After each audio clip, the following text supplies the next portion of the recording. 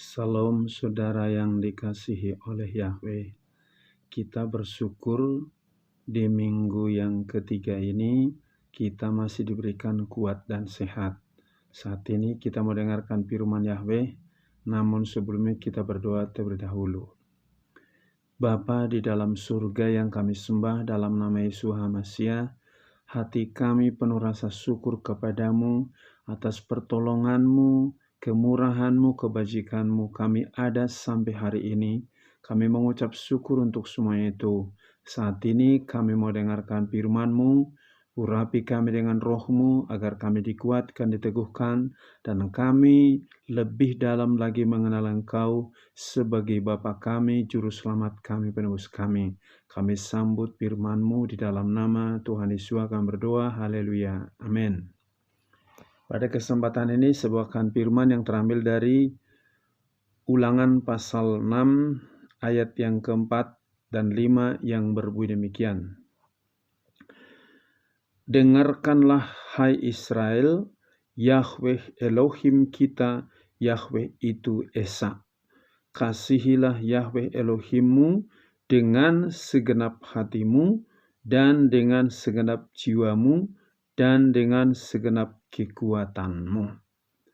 Ditegaskan di sini bahwa hai Israel, Yahweh Elohim kita itu, Yahweh itu Esa.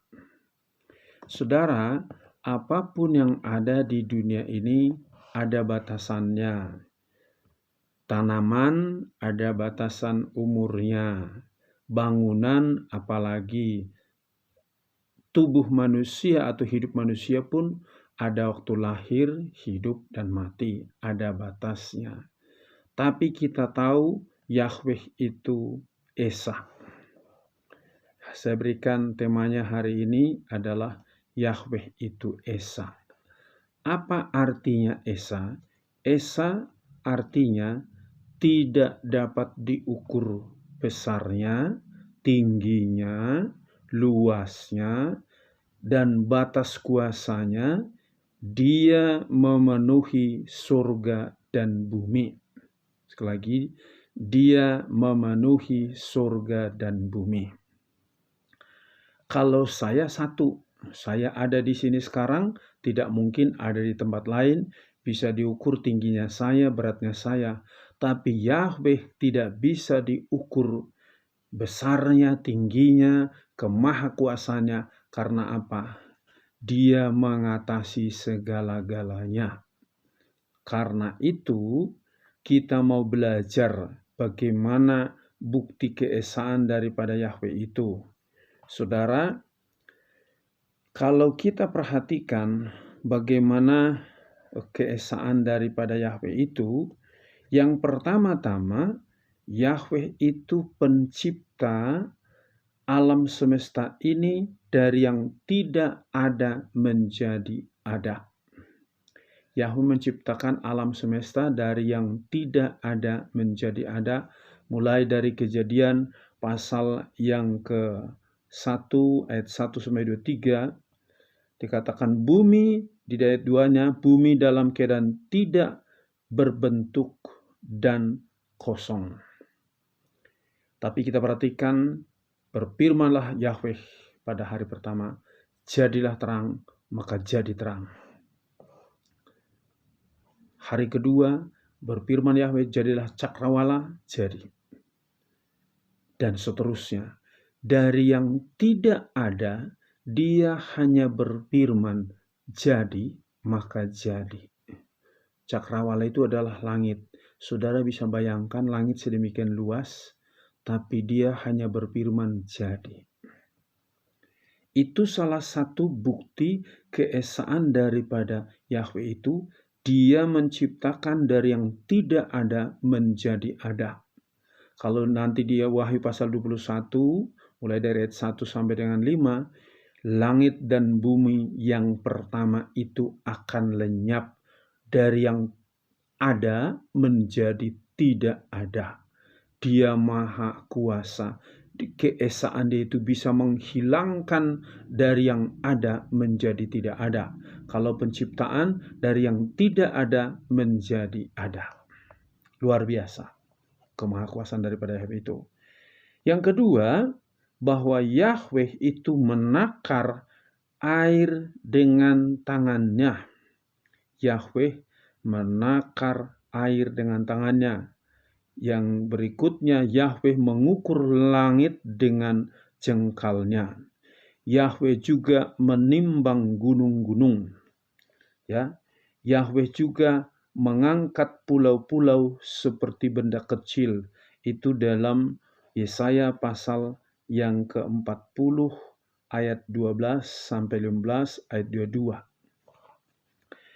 Di dalam Yesaya tadi dikatakan, saudaraku,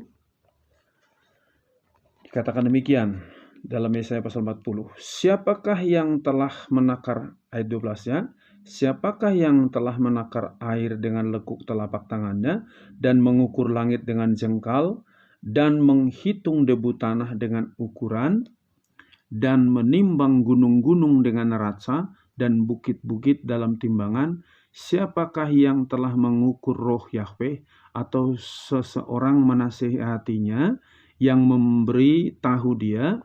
Kepada siapakah dia meminta nasihat dan membuat dia mengerti dan mengajarinya dalam jalan keadilannya dan mengajarinya pengetahuan dan memperkenalkan kepadanya jalan kearipan? Lihatlah, bangsa-bangsa seperti setetes air pada timba dan diperhitungkan seperti debu pada sebuah neraca. Lihatlah, dia mengangkat pulau-pulau seperti benda kecil. Di ayat yang ke-21 dikatakan, tidakkah kamu mengetahui, tidakkah kamu mendengar, bukankah itu telah diceritakan kepada kamu sejak permulaannya, tidakkah kamu memahaminya sejak adanya dasar-dasar bumi? Dia yang duduk di atas bulatan bumi, bahkan yang tinggal di dalamnya adalah seperti belalang. Dia yang membentangkan langit seperti sebuah tabir dan menghamparkan seperti kemah untuk tinggal di dalamnya. Itulah kemahaesaan daripada Yahweh itu. Saudaraku, dalam Yesaya pasal 42 ayat yang kelima juga dikatakan juga yang berbeda demikian. Beginilah Elohim Yahweh berfirman, yang menciptakan langit dan membentangkannya, yang menghamparkan bumi dan segala yang tumbuh di atasnya, yang memberikan napas kepada manusia di atasnya, dan roh kepada mereka yang berjalan di dalamnya. Akulah Yahweh yang memanggil engkau di dalam kebenaranku. Jadi kita perhatikan di sini bagaimana kemahakuasaan daripada Yahweh itu sungguh luar biasa. Bahwa dia membentangkan langit seperti sebuah tabir, menghamparkannya seperti kemah, menciptakan ujung-ujung bumi. Dan ini luar biasa, saudaraku. Maka kalau dia Esa tadi, kira-kira bandingkan ukuran daripada hidupmu, kebutuhanmu, dengan luasnya dunia ini, dengan luasnya langit itu. Kalau langit saja dibentangkan dengan tangannya, terus air tadi diceduk dengan tangannya, kira-kira kebutuhanmu, hidupmu itu, kira-kira seberapa besar dibanding dengan ciptaan yang lainnya? Kalau alam semesta ini saja dijagai, ditata dengan baik, maka Yahweh juga yang menata hidupmu. Sekalipun di zaman sekarang katanya masa-masa yang sukar, biarkan orang mengatakan itu kepadamu, tetapi engkau harus beriman kepada firman Yahweh. Dengar hai Israel, Yahweh itu Esa. Maka ditegaskan tadi, kasihilah Yahweh Elohimmu dengan segenap hatimu, dengan segenap jiwamu, dan dengan segenap kekuatanmu. Jadi kalau engkau ingin ditolong oleh Yahweh, kasihi dia dengan segenap hatimu. Kasihi dia dengan segenap jiwamu, pikiranmu. Kasihi dia dengan segenap kekuatanmu. Maka dia yang esa tadi, yang tidak bisa diukur besarnya, tingginya, tidak dibatasi oleh ruang dan waktu. Kapanpun, dimanapun dia selalu hadir. Karena dia adalah Immanuel bagi kita. Immanuel itu artinya Elohim beserta kita. Kapan saja, di mana saja, apapun keadaanmu, dia selalu Immanuel bagimu. Selain itu kita tahu di dalam bahwa Yesua punya otoritas di surga dan di bumi. Dalam Matius 28 ayat 18 dikatakan, kepadaku telah diberikan segala otoritas di surga dan di bumi. Kalau Tuhan Yesus pegang otoritas di surga di bumi, kira-kira hidupmu seperti apa di tangan dia? Itu sangat kecil, setitik debu. Maka kalau surga dan bumi dia bisa kendalikan, hidupmu, hidup saya, hidup kita semua bisa dia jaga, dia genggam di tangannya. Jangan takut, jangan bimbang, jangan cemas. Ada Yahweh Elohim, ada Yeshua HaMashiach yang menolongmu, karena Yeshua HaMashiach sudah mati di atas kayu salib untuk menebus dosa kita, membenarkan kita, menjamin kita masuk surga. Nah, Yeshua HaMashiach juga, apa bukti keesaan daripada Yeshua HaMashiach? Dia dapat membawa manusia masuk surga. Kalau ada orang berusaha beramal, berbuat baik, mudah-mudahan masuk surga, di dalam Tuhan Yesus kita tidak mudah-mudahan, pasti.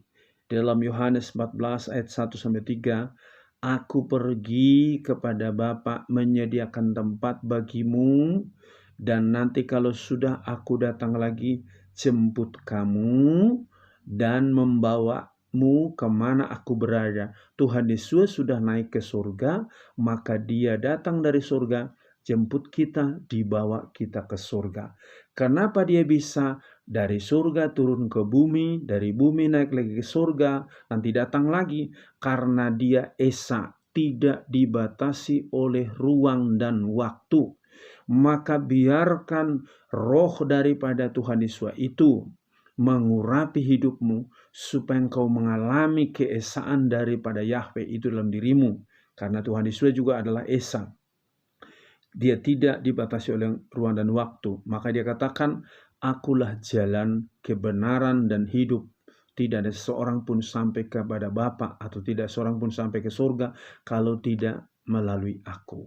Jadi kita lihat bumi yang kita tempatin ini di dalam Matius pasal 24 ayat 35, langit dan bumi akan lenyap, tetapi firman-Ku tidak akan lenyap. Kenapa tidak lenyap? Karena firman itu adalah Yahweh itu sendiri yang esa tadi. Dia tidak pernah lenyap. Bumi akan lenyap. Dari yang tidak ada diciptakan menjadi ada, dari yang ada menjadi tidak ada. Jika engkau hidup dalam Tuhan Yesus, dijamin masuk surga. Pasti masuk surga. Dia sudah jelaskan tadi. Nah, selain itu, Yeshua itu atau Yahweh itu adalah Alfa dan Omega, yang awal dan yang terakhir, penguasa alam semesta. Dalam Wahyu pasal 1 ayat 8, ayat 17-18 ditegaskan di sini, akulah Alfa dan Omega, penguasa semesta alam, yang awal dan yang akhir. Jadi jangan engkau bingung menghadapi hidup sekarang ini. Percaya Yahweh yang esa itu menjagaimu pada saat keluar, pada saat masuk, di kota, di ladang, dimanapun engkau berada. Dia yang esa menjagai seluruh hidupmu, pekerjaanmu, usahamu, studimu, masa depanmu, bahkan surga dia jamin bagimu. Oleh karena itu tetaplah semangat. Ada Yahweh Elohim yang esa itu menjagaimu, menopangmu, membentengi hidupmu, sehingga engkau kuat dan teguh. Amin. Sampai di sini firman Yahweh, kita berdoa. Bapa di surga, terima kasih atas firman-Mu yang sudah kami dengarkan. Biarlah Firman-Mu itu tertanam di dalam hati kami, dan kami merasakan keesaan daripada Yahweh Elohim Yeshua HaMashiach. Engkau tidak dibatasi oleh ruang dan waktu. Engkau tidak bisa diukur besarnya tingginya, karena Engkau bisa menakar air laut, membentangkan langit. Jika Engkau bisa membentangkan langit, mengukur laut, dan juga menciptakan bumi dari yang tidak ada menjadi ada, kami percaya hidup kami lebih berarti daripada ciptaan lainnya, karena kami umat tebusan-Mu, umat pilihan-Mu. Berkati bapak-bapak, ibu-ibu, baik remaja, pemuda, juga anak-anak. Kuatkan imannya supaya tetap merasakan keesaan daripada Yahweh itu bekerja di dalam seluruh hidupnya, dimanapun dia berada, kemanapun dia melangkah. Engkaulah Immanuel bagi setiap anak-anak-Mu. Berkati hamba-hamba-Mu dalam pelayanan, persatukan gereja-Mu, berkati bangsa dan negara kami. Terpuji-pujilah nama-Mu Bapa, di dalam nama Tuhan Yesus kami berdoa, haleluya, amin. Salam, Yahweh berkati.